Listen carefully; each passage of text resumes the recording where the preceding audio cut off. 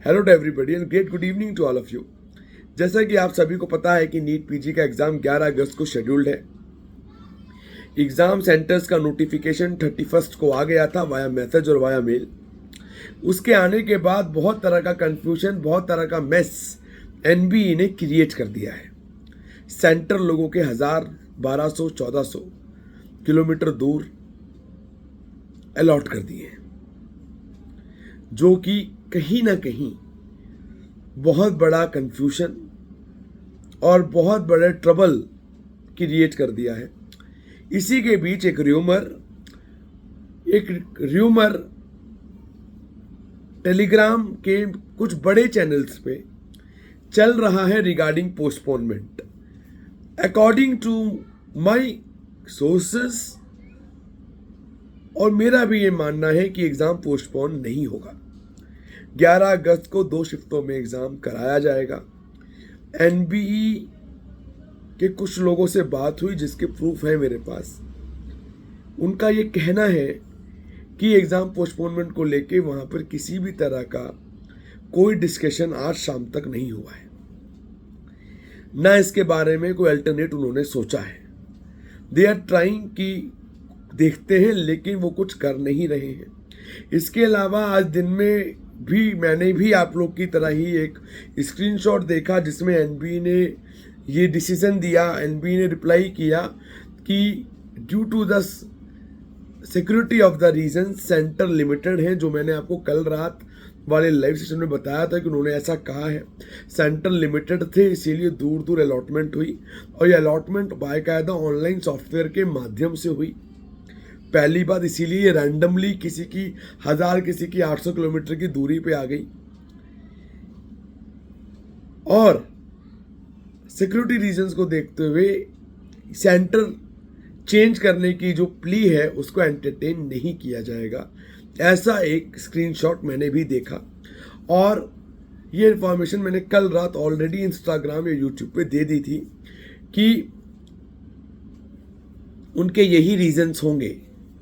उन्होंने इसी रीजन की वजह से सेंटर्स दूर किए, क्योंकि सेंटर अवेलेबिलिटी कम थी due to the so many of the other reasons.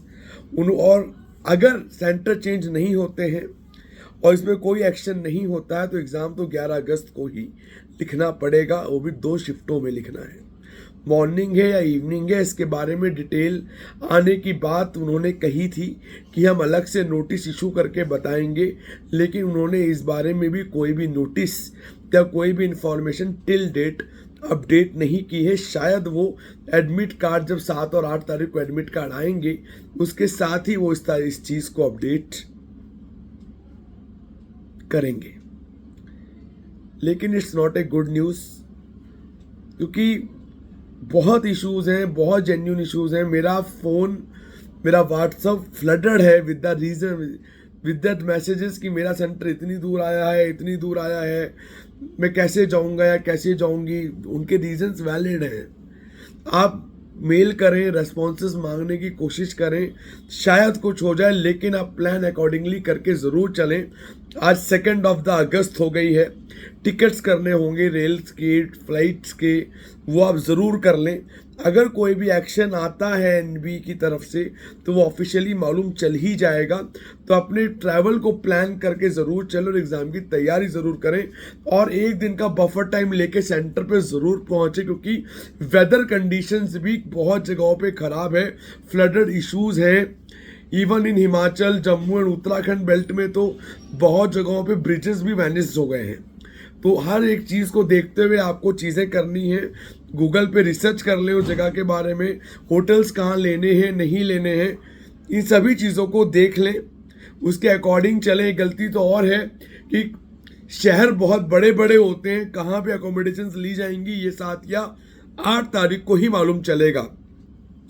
तो बेटर है कि आप इसकी तैयारी करके टिकट्स पहले बुक करा लें फर्स्ट ऑफ ऑल।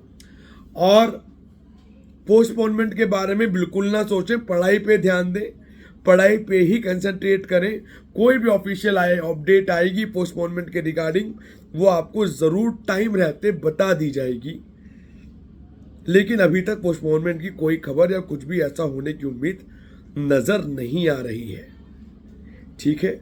और मुझे ऐसा लगता है कि एनबी इसका कोई और रास्ता निकालने की सोच भी नहीं रहा है, नहीं तो इसका रास्ता एक था कि मैन्युअली करस्पॉन्डेंस एड्रेसेस को देख के नियर बाई सेंटर रीलोकेट किए जा सकते हैं, ऐसे ऑप्शंस अवेलेबल हैं। सॉफ्टवेयर और एआई क्या करता है, 24 घंटे का काम वो 4 या 5 मिनट या 10 मिनट में करता है।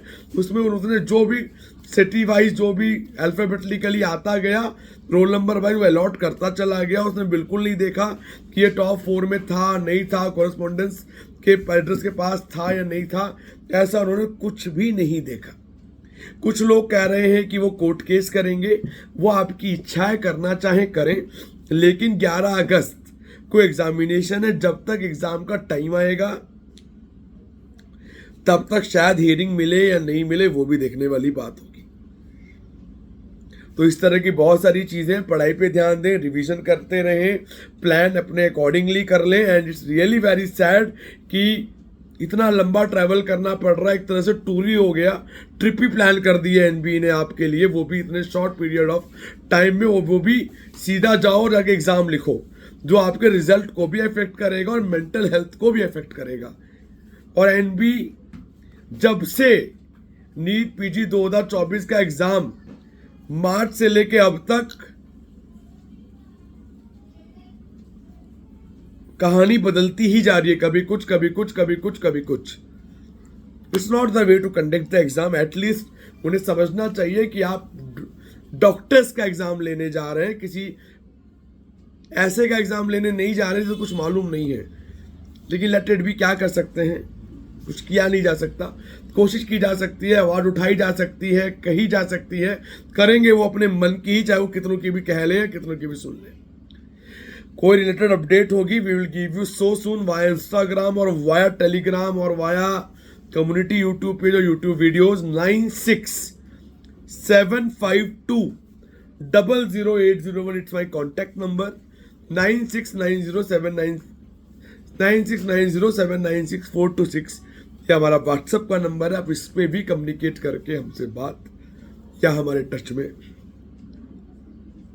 आ सकते हैं।